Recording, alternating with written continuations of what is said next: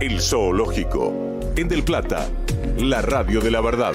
Vamos a hablar con Daniel Jofra, secretario general de la Federación Aceitera, integrante del Frente de Sindicatos Unidos, que componen además como cabeza Abel Furlan, secretario general de la UOM de los metalúrgicos, y Rodolfo Aguiar, de ATE.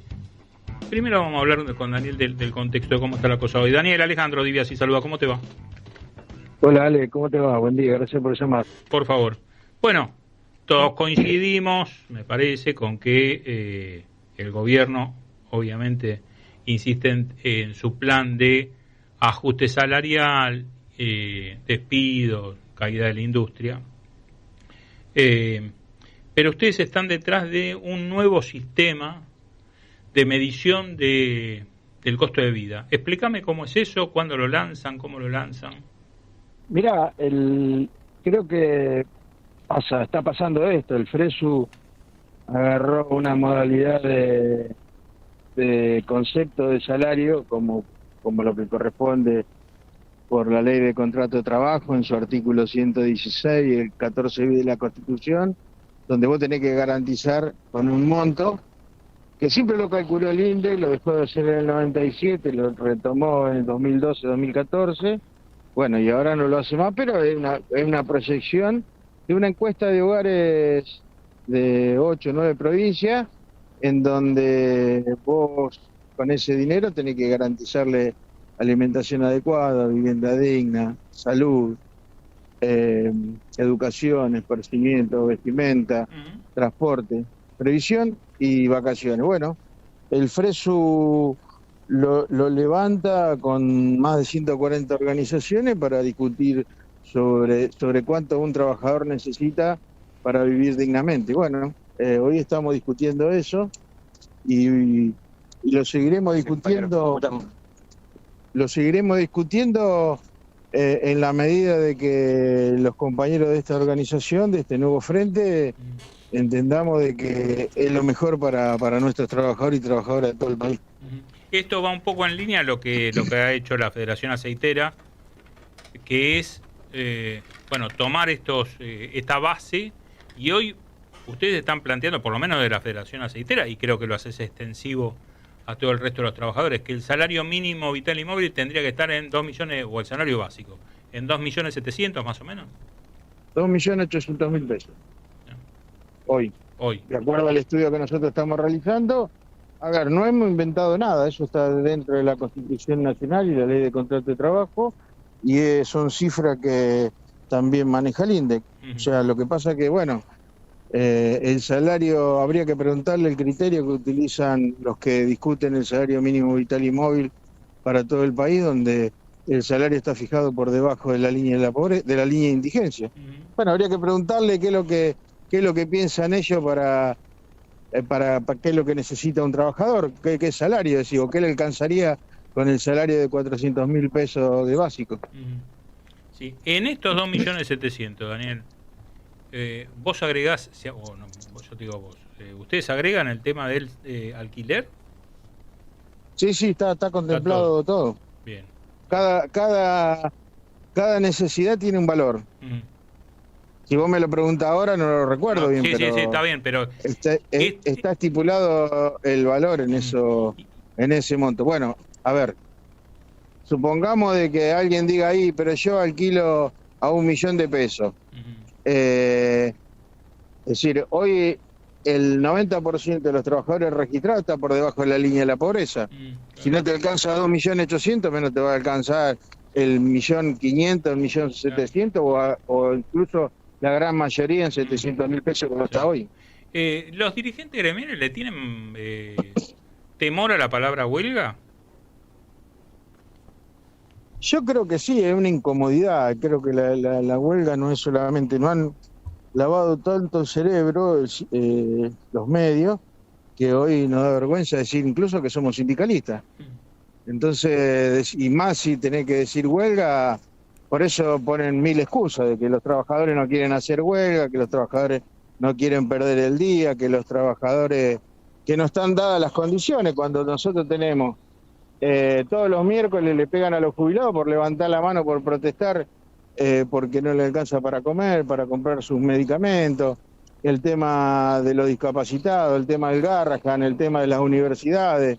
Y bueno, tenemos motivo de sobra, nosotros consideramos, por lo menos este frente considera que tenemos motivo de sobra como para ir a la lucha. En ese esquema del Frente de Sindicatos Unidos, que digo, me parece a mí, por análisis un poquito de la actualidad, que no es ir por afuera a la CGT, pero que sí tienen agenda propia. ¿Ves que en el corto plazo ustedes van a hacer algún tipo de plan de lucha? A ver, sé que están haciendo movilizaciones, reuniones. Creo que el 1 de mayo o el 30 hay una reunión de parte de ustedes. ¿Qué va a pasar ahí?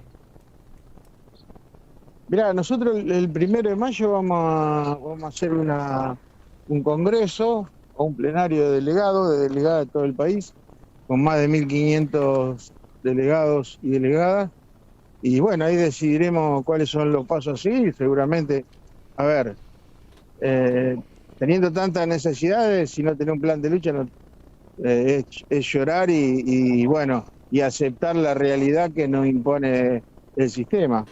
Entonces parece que en ese plenario se va a decidir con los compañeros y compañeras cuáles son los pasos a seguir.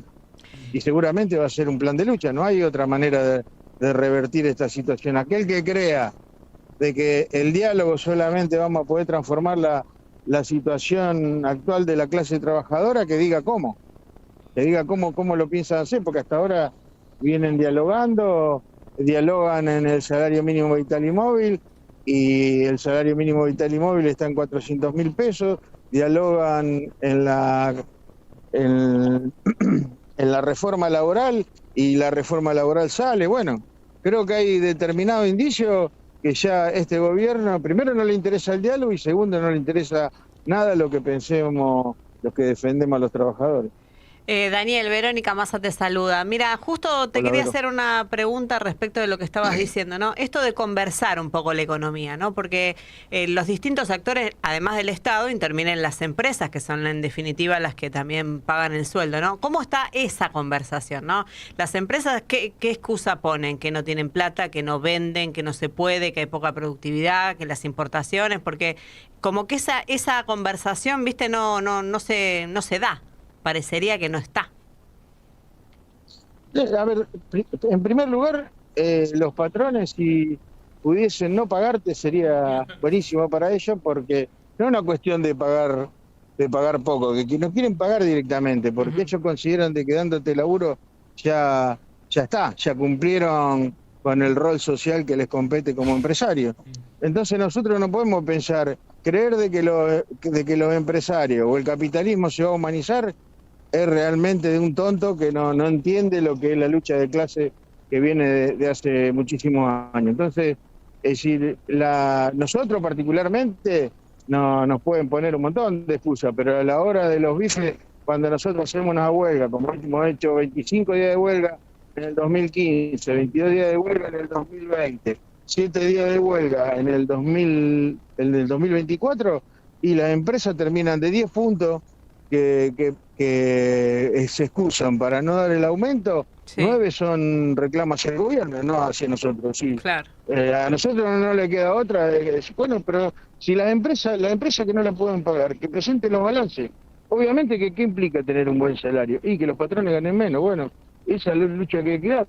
¿Por qué nosotros tenemos que resignarnos a ser pobres trabajando cuando hace 50 años uno buscaba trabajo para dejar de hacerlo? Daniel, para ir cerrando, hiciste un raconto de las medidas de fuerza que hicieron en el propio sector de aceiteros. Ustedes están ahora con un reclamo, yo creo que lo conté ayer o el viernes, ahora no me acuerdo, más allá de estas medidas, pero es un sector que además es medular para el gobierno porque hay liquidación de divisas, de dólares y demás. Están con esa paritaria. ¿Cómo está hoy? ¿Y cuándo potencialmente ustedes podrían decidir una protesta en ese sector?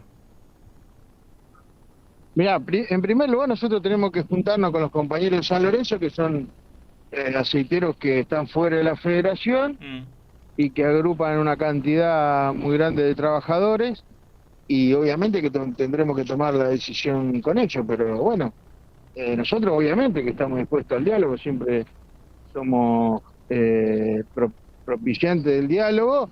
Obviamente que si las empresas nos dicen no le vamos a dar absolutamente nada, como ya ocurrió, vamos a ir a una huelga. No creo que haya otro punto medio, porque a veces, a ver, cuando Vicentín estafa al gobierno como lo estafó, sí, son todos Vicentín. Cuando la mesa de enlace pararon 100 días de huelga que tiraban la leche en la cuneta, eran todos somos el campo. Sí. Pero nadie somos trabajadores a la hora de ponerle dignidad a la clase trabajadora. Bueno, nosotros tendremos que pensar en nuestra clase y veremos qué es lo que ocurre. Si no nos quieren apoyar la sociedad, que no nos apoye. Y si nosotros vamos a seguir luchando como hace 20 años lo venimos haciendo, bueno, esa es la realidad que hoy tenemos, que tienen los trabajadores y trabajadoras de nuestra organización. Bien. Daniel, como siempre, un gusto, te mando un abrazo enorme. Abrazo grande, Ale, gracias por llamar. Por favor, Daniel Jofra, secretario general de la Federación Aceitera, integrante del Frente de Sindicatos Unidos, el FRESU. El Zoológico, en Del Plata, la radio de la verdad.